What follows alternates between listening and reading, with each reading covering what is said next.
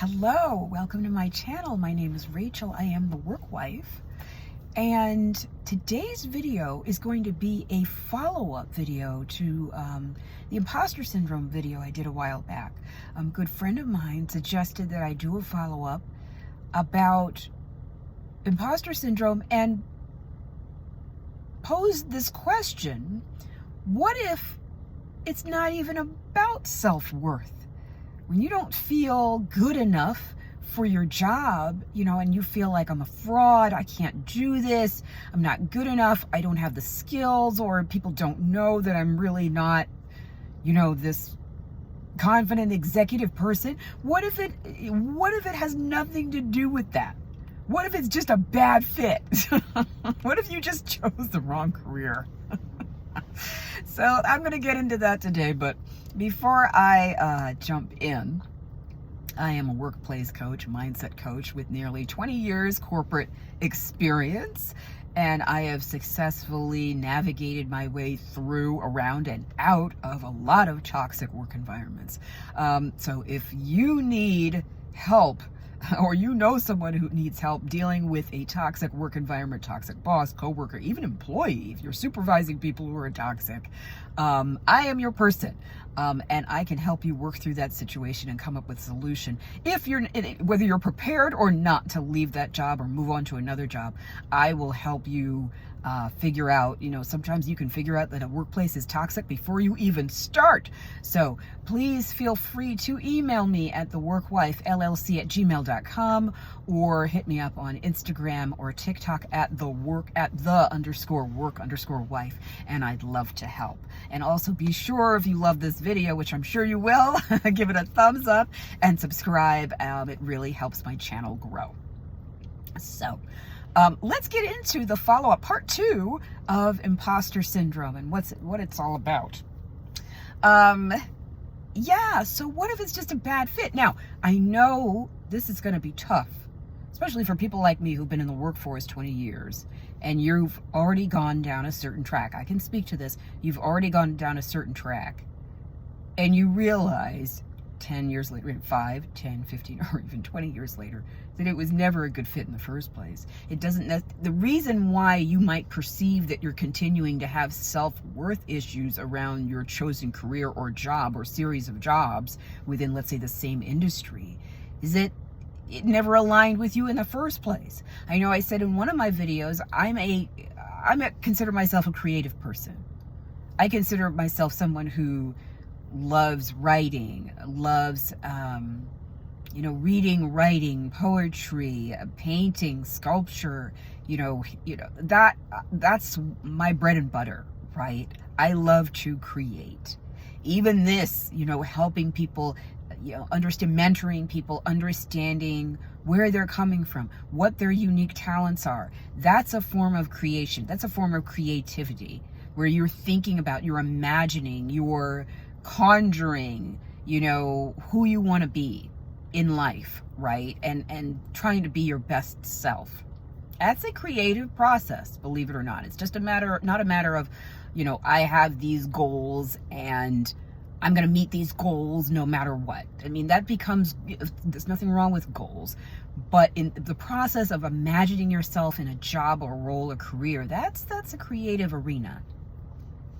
So the fact that you may be a creative person as well. And there are many different quizzes you can take and questionnaires to find out what your passions are. What do you truly enjoy doing? But a lot of times people are so focused on what they have done that it determines those answers to those questions. And then those questions you're not answering those questions, I don't want to say honestly, but you're not answering them from a blank slate place within you. You're answering, well, I've done this and I've done this. Well, I can do that and I could do that. And I've done that before and I know how to do that.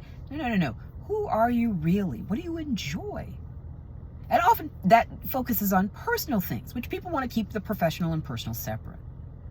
But I've heard so many times that if you're able to make a hobby, something you enjoy doing, you can't wait for the weekend to do, woodworking, sculpture, art. You can't wait. Let me finish the crappy job that I have Monday through Friday and do something I truly enjoy. Working on your car, right? Those things, those hobbies. No one ever really thinks of making those hobbies their job, because the very word job means, I gotta go to my job. The very word implies it's something forced, it's an obligation, it's a responsibility. It's not something you enjoy. You're just collecting a paycheck. That's a mindset.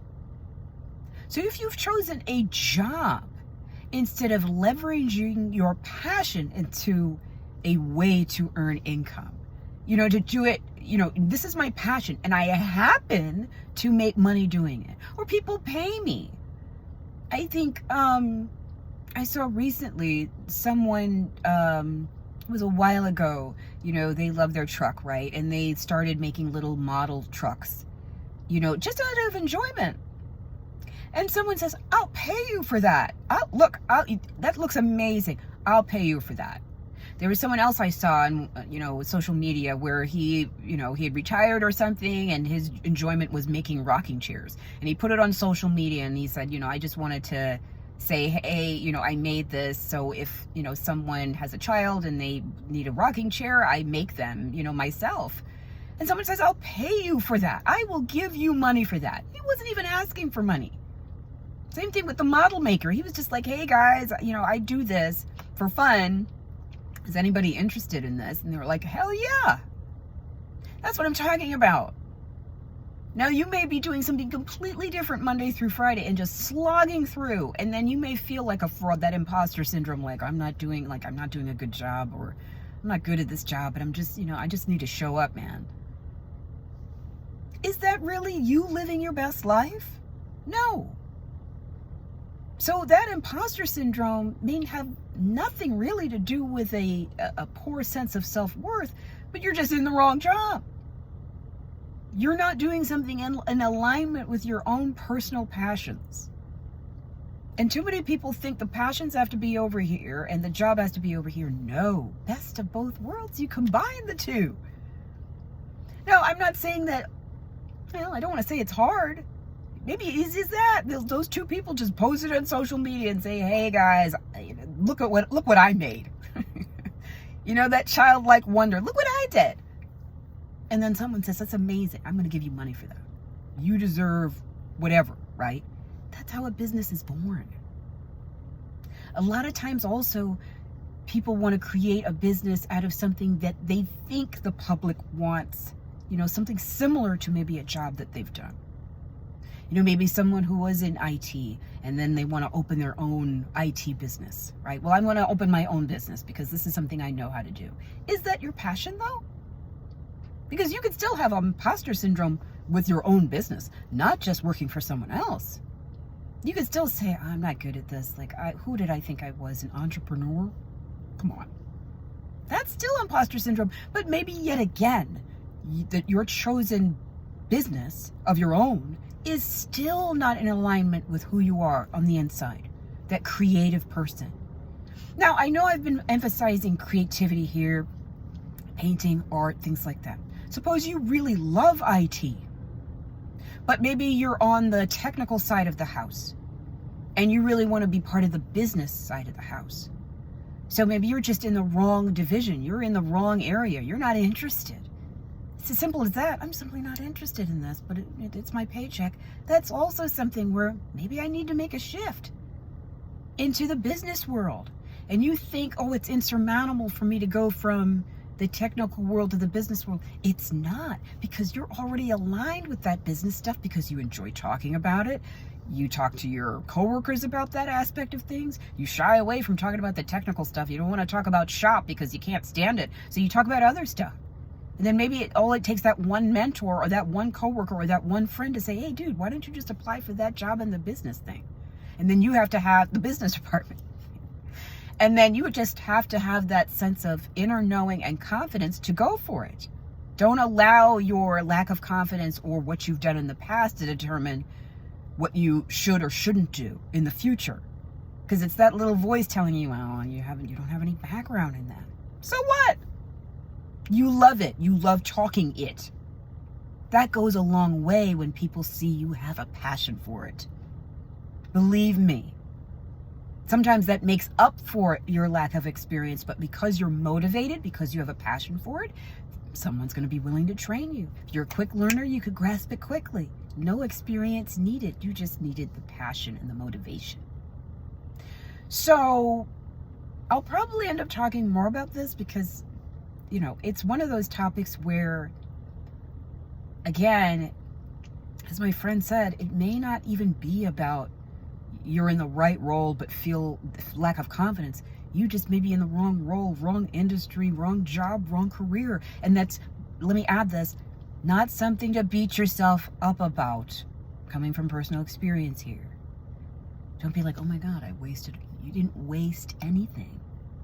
But through all your experiences and through all your interactions and the knowledge that you've built, it's worth it to now realize, okay, given all this knowledge I have in this particular industry, how can I leverage this knowledge? Even if you're trying to move to a completely different industry, just like I've done.